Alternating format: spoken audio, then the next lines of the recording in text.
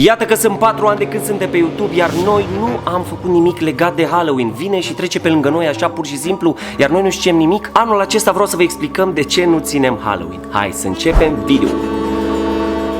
Încă de la început vreau să vă spun de ce, dar o să vă și argumentez. Pentru că este o sărbătoare demonică. Bun, acum o să fac și un disclaimer, și anume că foarte mulți dintre voi nu sunteți de acord cu noi și țineți această sărbătoare. Să nu vă simțiți în niciun fel judecați, ci pur și simplu ascultați procesul meu de gândire, ascultați modul în care eu am ales să trăiesc viața împreună cu familia mea și poate vă provoc și pe voi să aveți un proces de gândire asemănător. Încă de la început am zis că este o sărbătoare demonică, dar pentru o persoană umanistă seculară care nu are treabă cu credința, chestia asta este așa gen, lasă-mă în pace cu prostiile astea religioase, pe mine nici nu mă interesează. Vedeți voi, tocmai ăsta cred că ar fi motivul pentru care ar trebui să te intereseze dacă ești o persoană umanistă care n-are nicio treabă cu religia și lumea spirituală. De asta ar trebui să te intereseze că Halloween-ul este o sărbătoare religioasă, numai că nu este cu Iisus Hristos și Dumnezeu, cum ești obișnuit tu să auzi de Paște și de Crăciun și așa mai departe, ci este una cu Satana. Asta este originea sărbătorii, asta înseamnă cel mai mult pentru persoanele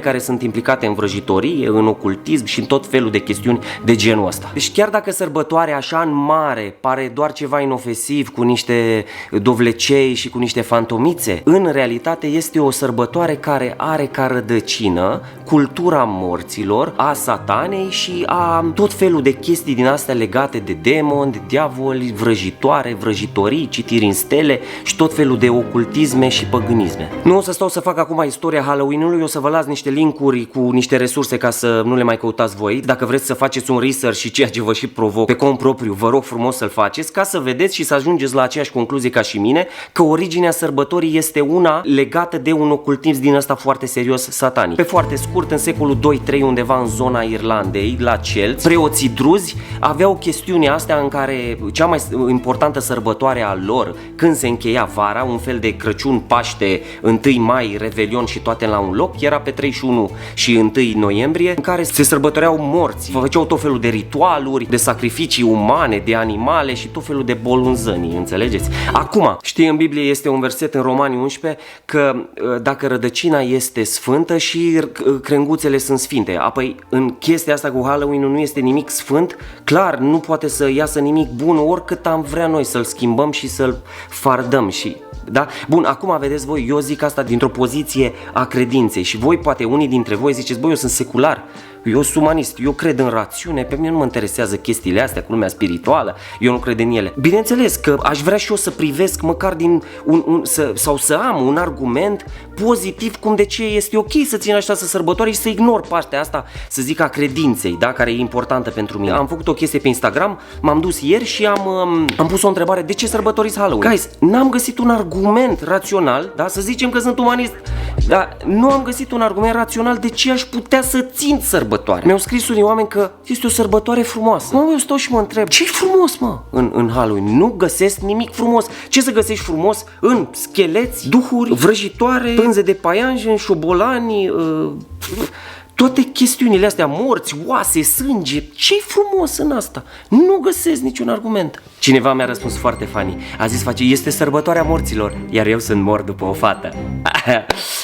Da, a fost funny răspunsul ăsta. Bun, acum e aspectul ăsta al petrecerilor. Măi, guys, ok, dar avem nevoie de o sărbătoare a morților ca să facem o petrecere? Întâlniți-vă, frate, n-aveți, uite, e vreme frumoasă afară, n-am nevoie de sărbătoarea asta ca să fac o petrecere. Mai era argumentul ăsta că părinții, vezi, e fain să introducă copiii în toată lumea asta a morții și a rănilor, a scheletelor, știi, ca să nu le mai fie frică. Guys, de unde răul scoate rău? Adică nu există așa ceva. Nu ai cum, expunându-te la rău, să nu-ți mai fie frică de rău. Sau minimalizând chestiunea asta reală a morții, da? Că moartea este o chestie reală, nu este ceva fictiv. Adică, copii, haide să vă învățăm despre moarte, că ea de fapt nu există. Ba da, moartea este ceva real. La fel cum și lumea spirituală, demonică, este ceva real. Acum, că unii vrem să acceptăm asta sau nu, asta e partea a doua. Ideea este că la un moment dat o să dăm față în față cu ea și o să vedem că până la urmă este real. Dar de ce expunând la ceva rău, minimalizând, ajungem să credem că asta este o soluție.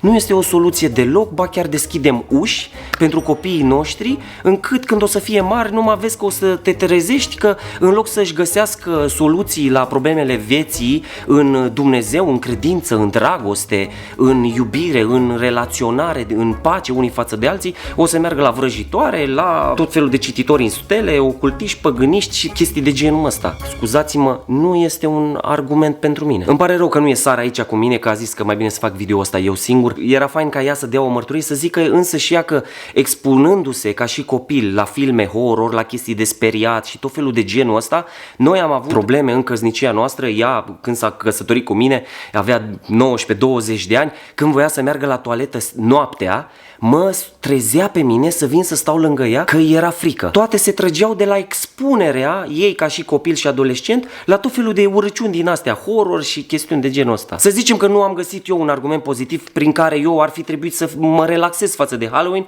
și totuși să găsesc o chestie bună în el. Dar uite, dacă chiar credeți voi că aveți un argument pozitiv, lăsați-mi-l în comentarii și o să încerc să, nu știu, să discut acolo, să vedem. Dar eu până acum nu am găsit un motiv plauzibil că sărbătoarea asta ar fi bună. Mai erau argumentele că, vezi tu, mâncăm bomboane și suntem alături de familie și prieteni. Come on, guys, nu avem nevoie, cum am zis, de morți, schelezi, vrăjitoare, duhuri, fantome, draci, laci. Nu avem nevoie de toate astea ca să avem un good time cu familia noastră, în niciun caz. Acum sunt și unii care sunt chiar creștini, știi, și privesc în partea cealaltă a lucrurilor în care zic, băi, eu nu sunt ocult, eu cred în Dumnezeu, dar totuși sunt super relaxați față de sărbătoarea asta. Eu în continuare și aici am un dubiu, adică tu înțelegând că Hristos este dragoste, că este viață, că El este singura cale, că este pace, bucurie, toate lucrurile astea.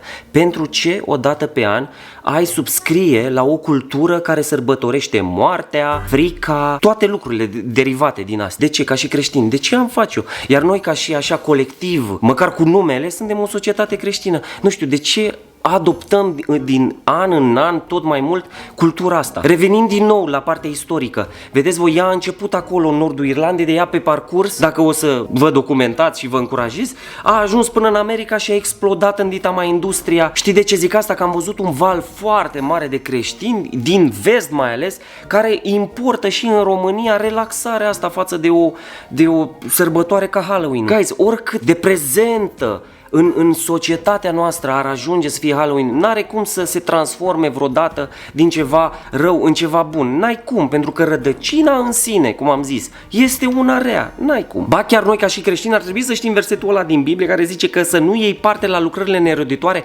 ale diavolului, ba chiar să le osândim. Păi cum noi transformăm noi din ceva rău în ceva bun? N-ai cum, niciodată nu se va întâmpla asta. Să renunțăm la lucrurile care duc la moarte, ci să ne uităm la cele care duc la viață. Să renunțăm la lucrurile care aduc în noi frică, ci să ne uităm la dragoste. Vedeți voi, până la urmă toată discuția noastră despre Halloween se reduce la o întrebare. Este bine sau e rău? E vorba despre discernământul nostru de a înțelege unde este bine și unde este rău. Acum, cum ziceam, pilonul adevărului din viața noastră este Iisus Hristos, iar prin cuvântul Lui, prin Biblie, îmi zice că eu trebuie să mă feresc de orice mi se pare rău.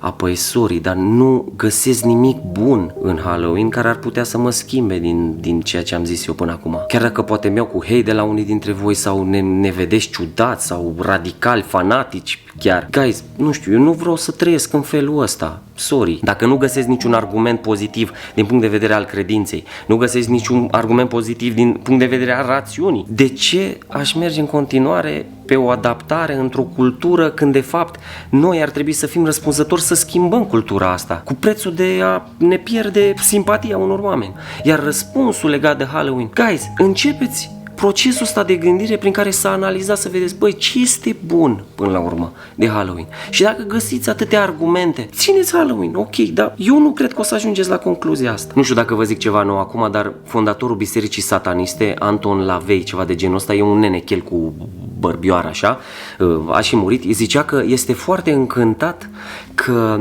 copiii creștinilor îl sărbătoresc pe diavolul măcar o dată pe an. Știi, când vorbea de Halloween. Guys, încă o dată, cum să ținem noi Halloween ca și creștini? Doar să pretindem că ne jucăm cu focul. Nu ne jucăm, noi nu suntem ăștia, dragilor. Tot ce are legătură cu Halloween sunt valori total opuse creștinismului, total. Știi, linia asta între bine și rău e tot mai blar așa și zicem, n-are nimic.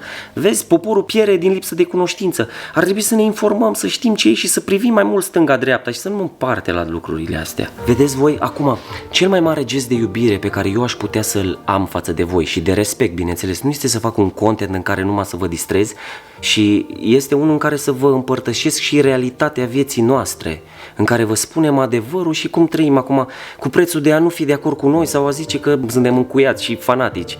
Dar poate vă provoacă să începeți și voi un proces de gândire prin care să cântăriți bine, să vă gândiți, oare e bine să țin chestia asta sau nu?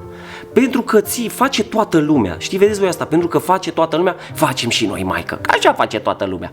Eu nu vreau să trăiesc așa. Nu, eu vreau să trăiesc, frate, după ce este adevăr. Că adevărul e unul singur. Adevărul este absolut în sine. Dacă zicem adevăr și înseamnă că e relativ, adevărul relativ este o minciună. Nu vreau să fiu prea filozofic acum, dar trebuie să existe un mod în care să umblăm viața asta și haide să-l urmăm după ăla, care e linia dreaptă. Poate unii dintre voi considerați că eu sunt cumva superior față de voi, că gândesc așa și vă consider nu știu cum. Cine sunt eu ca să mă cred mai bun ca oricine din lumea asta? Eu, care îmi știu viața mea, eu n-am decât de tăcut. Doar pur și simplu vă împărtășesc o durere a inimii mele, o fac publică pe internet. Acum că unii vă atacați sau nu mă uit urât la voi dacă voi sunteți cu niște cornițe din asta pe stradă. Nu mă uit urât la voi. Dar din inima mea mi-aș dori să zic, aș vrea ca oamenii ăștia să se gândească la ce fac, să cântărească. Despre asta e vorba. Mi-aș dori ca să vă doriți să cântăriți lucrurile. Și apoi dacă voi alegeți asta, alegeți, dragilor. Cred că... că s-a închis camera fix aici când vă ziceam lucrul ăsta așa important. Da, cel mai important lucru este că noi avem alegere proprie. Voi aveți dreptul să faceți orice alegeți. Dar eu zic să vă doriți să alegeți binele. Hai! Mulțumesc că v-ați uitat până la final. Ne vedem curând la un nou vlog plin de iubire și distracție, dar vreau să ne cunoașteți familia Mateș ca aceea plin de iubire și nu de moarte, frică și sânge. Și da, avem idei pregătite pentru voi. Ne vedem curând la un nou vlog. În următorul vlog o să fie și familia și ne vedem curând și cu asta basta. Pa!